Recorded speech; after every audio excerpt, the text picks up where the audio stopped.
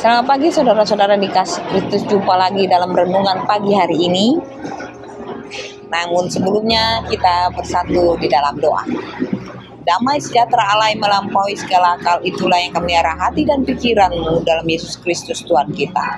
Amin. Saudara-saudara yang dikasih Kristus, firman Tuhan hari ini tertulis dalam 1 Yohanes 3 ayat 24. Barang siapa menuruti segala perintahnya, ia diam di dalam Allah dan Allah di dalam dia. Dan demikianlah kita ketahui bahwa Allah ada di dalam kita, yaitu roh yang telah ia karuniakan kepada kita. Demikian firman Tuhan. Persekutuan melalui ketaatan. Saudara-saudara, pentingnya ketaatan kepada Allah sebagai fondasi persekutuan yang erat dengannya, serta pengalaman nyata kehadirannya dalam kehidupan kita melalui karya Roh Kudus. Ketaatan kepada perintah-perintah Allah dapat termanifestasi dalam berbagai cara dalam kehidupan sehari-hari. Berikut adalah beberapa contoh konkret dari ketaatan dalam realitas kehidupan. Yang pertama, ketaatan dalam doa. Menyisihkan waktu secara teratur untuk berdoa merupakan contoh ketaatan kepada perintah Allah untuk berkomunikasi dengannya.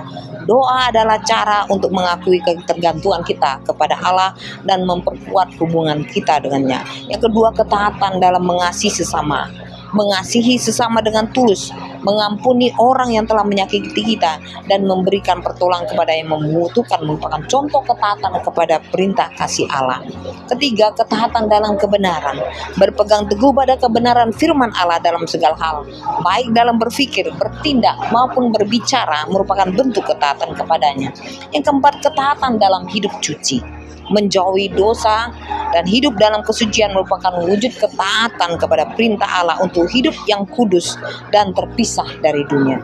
Yang kelima, ketaatan dalam pelayanan dan pengabdian.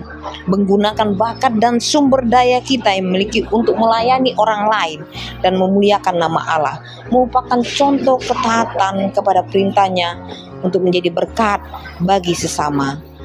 Dan berikutnya ada ketaatan dalam pengelolaan sumber daya. Mengelola sumber daya seperti waktu, uang, dan bakat sebagai bijaksana, secara bijaksana sesuai dengan prinsip-prinsip yang diajarkan dalam firman Allah adalah contoh ketaatan kepadanya.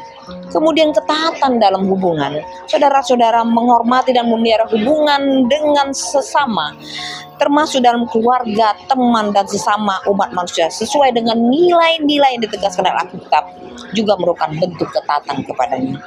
Lalu hidup dalam ketaatan kepada perintah-perintah Allah merupakan jaminan bahwa Allah akan diam dalam hidup kita. Ketika kita hidup dalam ketaatan dan persekutuan yang erat dengannya, Allah hadir dan bekerja dalam kehidupan kita melalui Roh Kudus.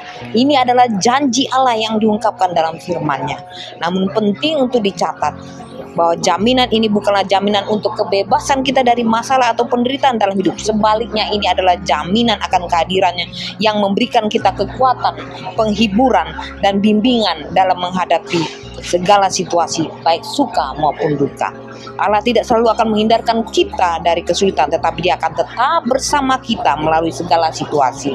Jadi hidup dalam ketaatan kepada Allah bukan hanya membawa jaminan akan kehadiran, tetapi juga membawa kita pengalaman yang lebih dalam dari kasih-Nya, damai sejahteranya.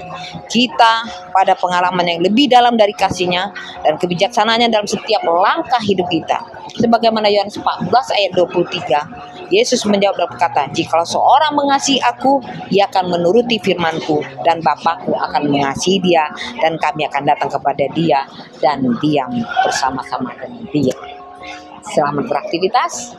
Tuhan Yesus memberkati. Amin.